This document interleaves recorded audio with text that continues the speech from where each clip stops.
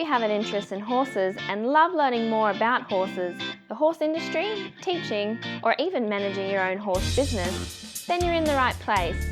We would love you to join us on our mission, which is to improve the lives of horses around the world through the education of riders, handlers, and trainers. So get comfortable, listen in, and enjoy. This is another of our popular Listener's Choice interviews, which we're playing over the weekend. We've chosen the most popular interviews for you to select the Listener's Choice winner. If you're not sure how the Listener's Choice competition works, have a look at horsechats.com/choice for the rules and the leaderboard. If you have the same vision as International Horse College, which is to have a world where people safely appreciate, respect and enjoy their horses, and the horses appreciate, respect and enjoy their people, then have a look at their website, internationalhorsecollege.com, registered training organisation 31352. Our guest today is Glenys Holloway, who's got a dressage horse that she's competing. Nothing different about that 17-hand grey horse, apart from the fact that this horse is a standard-bred.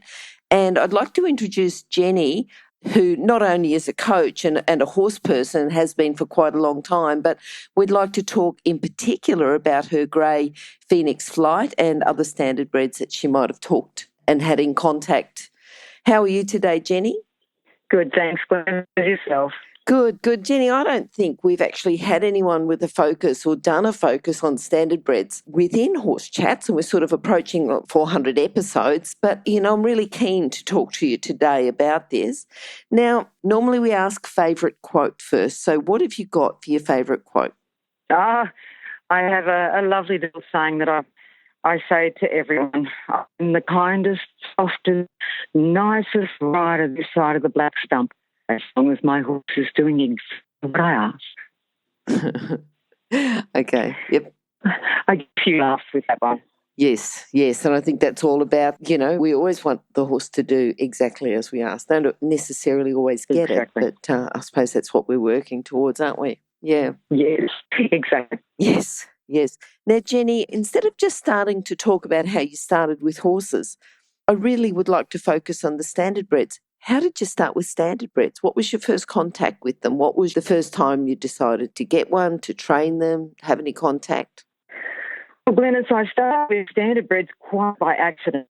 In all honesty, I could have started as an 8-year-old girl. My family is all into harness racing, has been, like I was going to the trot when I was a baby, and you'd think I would naturally get into them, but no, it happened by accident. Probably about 8 years ago, I had a lovely big warm blood and a lovely thoroughbred, and the thoroughbred got old, and I needed a paddock mate for the warm blood. And a friend of mine said, this beautiful horse in the paddock next door, and they just want him to go to a good home. And I said, what's wrong with him? And they said, he's a standard-bred. I went, no, not interested. Go away. Anyway, I did. I picked him up, brought him home, and I just went, you're a big mate, you can stay there. And as it turns out, the warm blood needed a couple of months off, pulled a few muscles, as they do. And I looked at this and went, well, what can you do? Well, this fellow was what they call a square gaiter, a trotter, not a pacer. Uh-huh. And I started riding him and had more pleasure riding him than what I got riding warm blood. Mm-hmm. He was interested. He wanted to learn. He tried. He didn't fight me half as much as the warm blood. Took a lot of work to get him to Canter. But we finally got there. And that fellow went on to win. I moved back up to Queensland after that, and he went on to win prep, premium, novice out in the standard-bred world and in the open world. But he was very flat in his movement. And a friend of mine also got a standard-bred called Phoenix Flight, or L's Blue Boy was his race name. And he's a big horse, really big, solid fellow.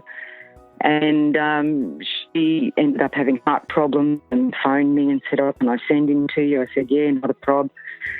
I think he arrived on the Wednesday. There was a hack comp, standard-bred only, on the Sunday, and he took out Supreme and hasn't looked back from there. Wow. Wow. Now, just to people who may not know what a standard-bred is, because at the moment we're just talking about a horse and it may be any breed, tell us a bit about standard-breds. What's the difference? You know, you talk to us about square gating, pacing, even a little bit about the history of standard-breds and why people don't want them, why you turned up your nose at the thought of having a standard-bred in your paddock. Yeah, so true.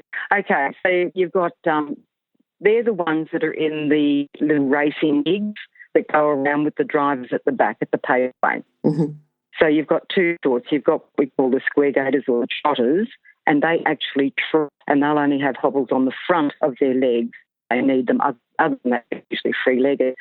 Then you've got the pacers, and their legs work laterally. So near fore, near hind will work together with the off fore and the off hind. So they move like a train. They don't trot. So in 2 beats.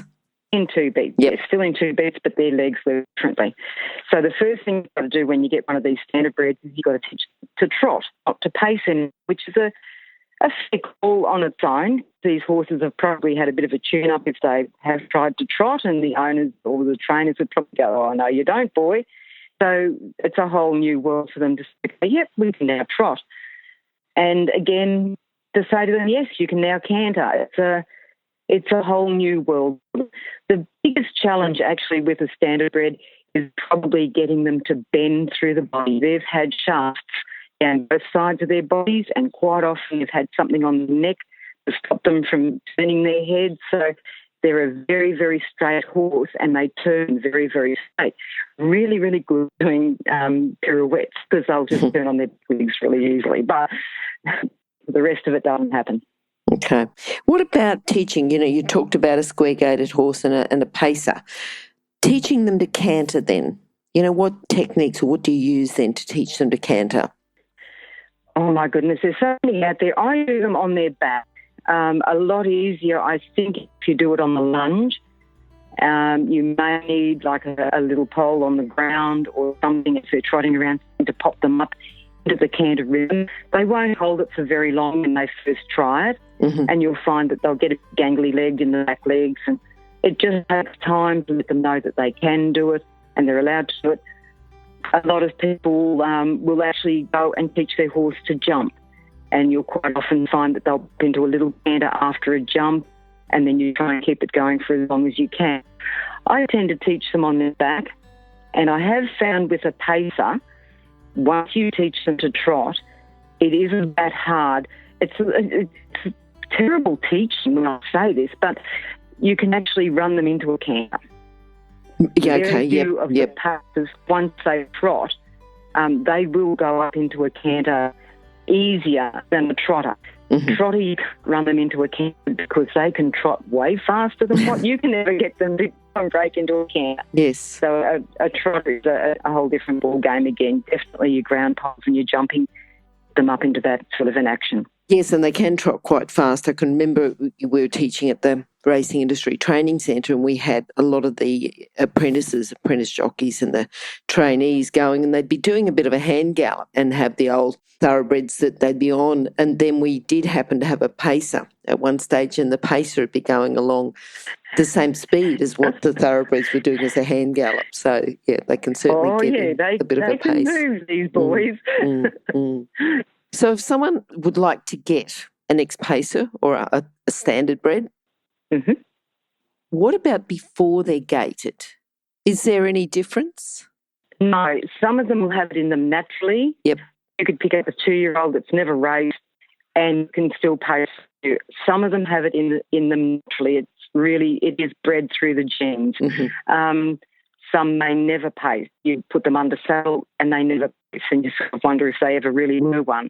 Yep. But if anyone ever wanted to get a standard-bred and wanted to have a go at the breed, there's a wonderful group in Queensland called the Standard-bred Association of Queensland. They actually have an adoption section where people can just apply. The standard-bred is a harder horse to be higher than the thoroughbreds. Everyone wants the thoroughbreds, and they already walk, trot and canter. So the challenge is as great with them. But with the standard-bred, there is a little bit more to them. And we do find rehoming them isn't as easy. The adoption program is there to support anyone who wants to adopt a standardbred. Most of them are what we call straight rehoming, and there's probably, a couple of fees to join the association. Okay, that's good. And what about just thinking now, because we usually talk about core skills or character traits for people to work in the horse industry, but the type of person to train a standardbred? They'd have to have a certain amount of experience, wouldn't they, with horses? What sort of person would you recommend that they contact the association or even look at getting a standardbred? I think very few people that are rather well educated in, say, retraining anyway, especially enough, they're not the ones that look at standardbreds. I've been riding since I was 8, and I'm in my 60s now, so I've been riding for a very, very long time. And the standardbred does have a stigma, and I really don't know why, because once you retrain them, they're so well handled on the ground. Their manners are way better than any thoroughbred off the track. They're quite an amazing, well-mannered horse. As far as the type of people that usually adopt them, most of them are learner riders coming in to learn about riding and to have a horse to ride. The standardbred is extremely well known for trail riding because of the temperament. They used to take most things in their stride without a blink. What about competitive endurance riding? How do they go with that? Yes, we've got some of them out there even doing endurance riding. Again, they're such a versatile breed. There's someone that was doing cutting. There was another one doing camp drafting. They are suitable for absolutely anything. They are also extremely well known for their ability to jump. Yes, yes. Think of a fellow down in Victoria, Bruce Smith. He actually had a standardbred that he was jumping, and he said the horse could absolutely anything. The only problem that he had was a combination. The horse would land, pace, and still jump the second half of the combination. But he said it would be better if I could just keep him cantering. He said, I just had a few problems on that one. But he's a well-known show jumper in his day, and he was jumping standardbreds.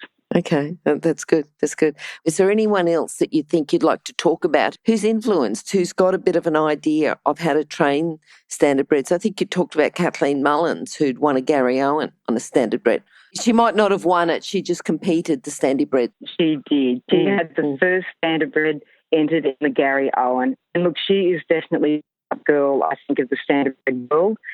She is just such an achiever and such a fantastic ambassador for the breed. She's really good. I think she's going to be an equitana as well. So she's definitely someone to go and talk to. If anyone's ever thinking of having a play with the standardbred, go and talk to Kathleen. She'll most certainly tell you all about them. Okay. Big plug for Kathleen. Oh, yes. So when people first get a standardbred, what do you think's a big fault that they do or something, and I'm thinking this is education, because if people are thinking about getting a standardbred, what's something that people might normally do that you would say, no, don't do that, do this? Well, it really depends on what someone wants to achieve with standardbred. Yep. I find most people that go into the standardbred are happy to just learn to ride on a fairly well-behaved, quiet horse that will put up with a lot of rubbish. Like, you can do all sorts of things on a standardbred, and they tend to go, oh, yeah, don't care. So it's maybe their nature that people go for. From there, I have found once people get a standardbred, they then sort of go, gee, I really like this horse to trot and not pace. And then they'll start working on that. And they'll ask questions like the associations up here in Queensland. In fact, associations anywhere in Australia are more than happy to point people in the right direction. You know, go and talk to this person. They'll put you on the right track to help you get your horse trotting. Yep. Or you might even, go to someone for a lesson and go, well, you've retrained standardbreds. Here, can you get my horse to trot? And then sort of start figuring out what buttons we need to push on that particular horse for him to understand that we now want him to trot instead of pace. But most people go for standardbreds because of their nature. a willing horse. What about the buttons you do need to push? Is it to start to do some lateral work to encourage them to just step that inside hind, across? Is it some trot poles? Is it a variety of different exercises? Have you got any that you particularly like? Oh, Glenys, I love that one. Lateral work on a standard first start is just something they don't know, and they just go, you've got to be kidding. What on earth are you talking about? A lot of things. So what do I do when I first get a standard-bred and get them to trot? What we do, we lunge them. We always lunge them before we get on our back.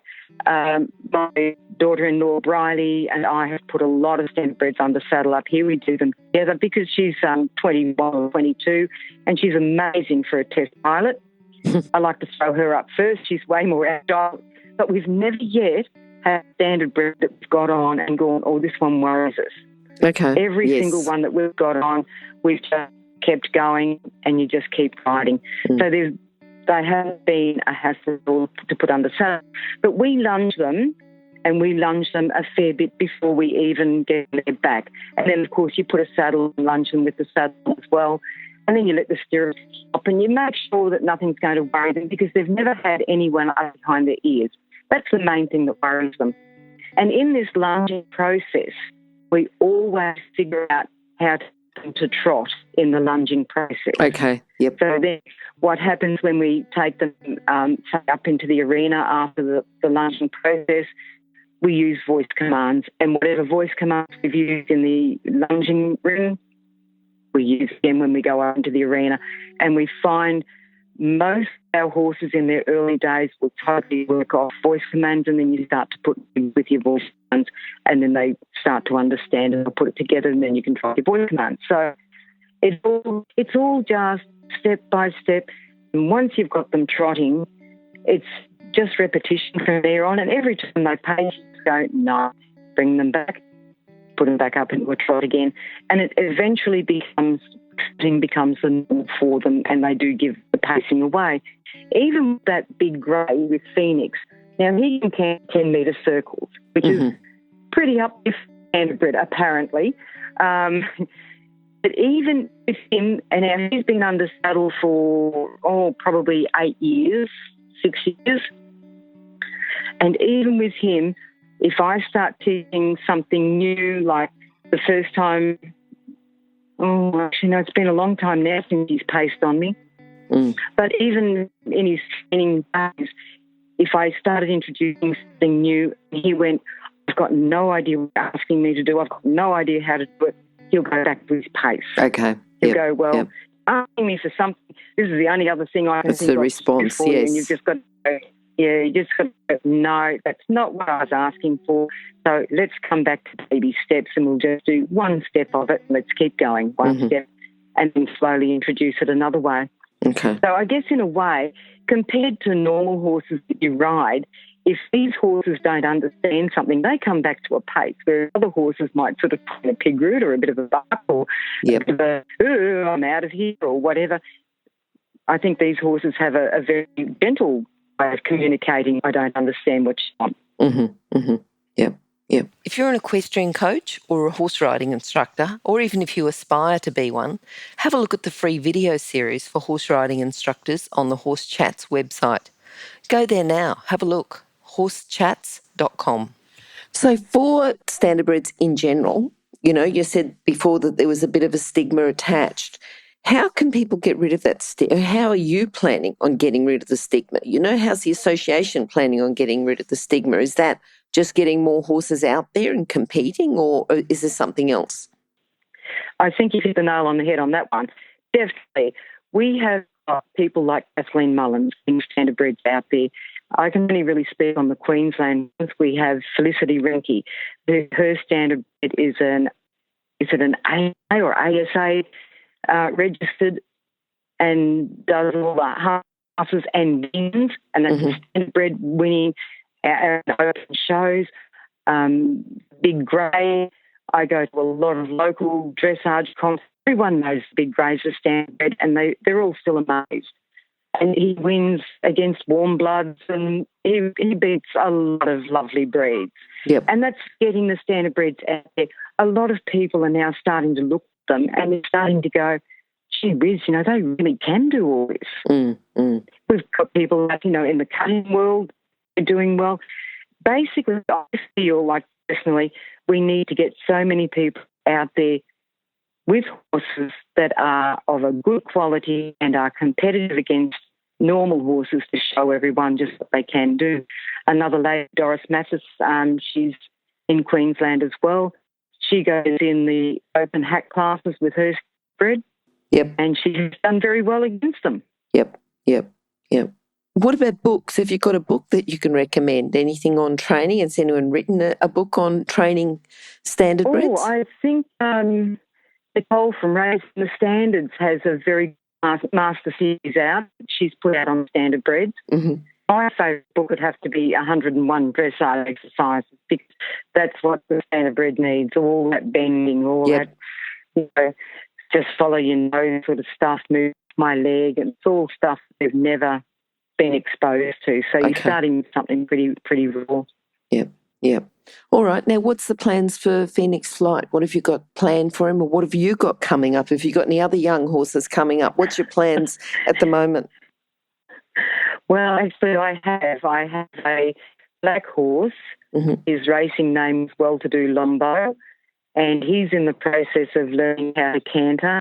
He's only been under saddle this year, and he's already been to 2 competitions, 2 dressage comps, that was the Standy own, and he won both. So I think he's going to be up there when he finally puts the canter together.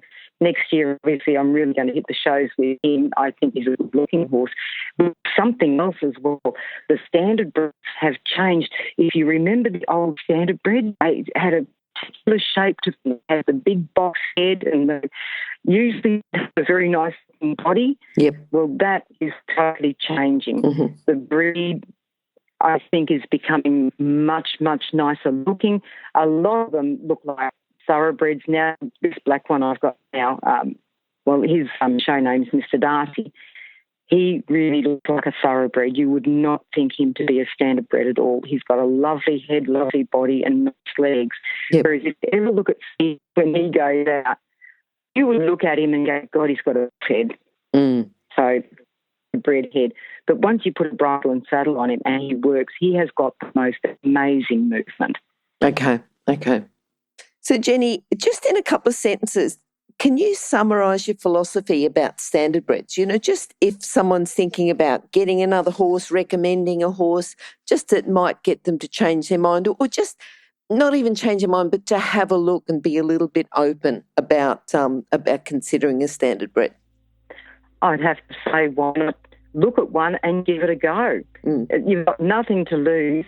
They're not an expensive horse to buy, and I think their natures are really good. If I may just add, Glenys, Grey Horse has been a marvellous ambassador for the standard-bred. Yep. He jumps. He even does sporting, believe it or not, at no great speed. Yep. He's really good at dressage. He's really good at hacking, and he's got the most loveliest nature. He's just an rounder. Oh, I also put him in a cart as well and do buggy classes. Well, I didn't have to training for that. I just had to sit behind him and go, just trot slowly now, please. Yeah. So, give them a go. They're worth a go. They're worth a thought. Good. And Jenny, if people would like to contact you, what's the best way? We'll have those details on your page, which will be horsechats.com/Jenny Holloway, or go to horsechats.com and search for Jenny, search for Holloway. But if they'd like to contact you direct, what's the best way? Oh, I guess Facebook or Messenger, either of those work. That's all a modern world, isn't it? Yes. And we'll have all those details. Yeah, we'll put all those details at the bottom of that page as well, so if people would like to contact you. Yeah. Jenny, very good talking to you. I think, as I said, you're the first one that we've had that's really focused on the standard-bred, and I think it's extra information to people. People who haven't considered a standard-bred might, just as you say, have a look. Consider it, and not an expensive buy, and good temperaments as well. So I'd love to have you back to talk a little bit more about your successes and a bit more about standard-bred. So hopefully we'll see you back again sometime soon. Thank you very much, Glenys. I probably rambled on a bit because I think I am a little bit passionate about them, because I have been riding pretty well all my life, and I've been through the variety of breeds, and I've never known a breed to be so well. So yes, I'm finding them very, very enjoyable. Yep. And good to come in with that open, having experienced other breeds to recommend the Standard-bred. All right. Thank you. We'll talk to you soon. Thank you very much, Glenys. And have a good time, Equitana. You too, Jenny. If you've enjoyed this chat, then please comment, rate and subscribe. If you'd like any changes or recommendations for guests, then please contact us through horsechats.com. And while you're online, have a look at the government-accredited courses at internationalhorsecollege.com. Registered Training Organisation 31352. Remember that our comments and instructions are general in nature and do not take into consideration your individual horses or your individual ability and circumstances. If you enjoyed this podcast, then please leave your comment below.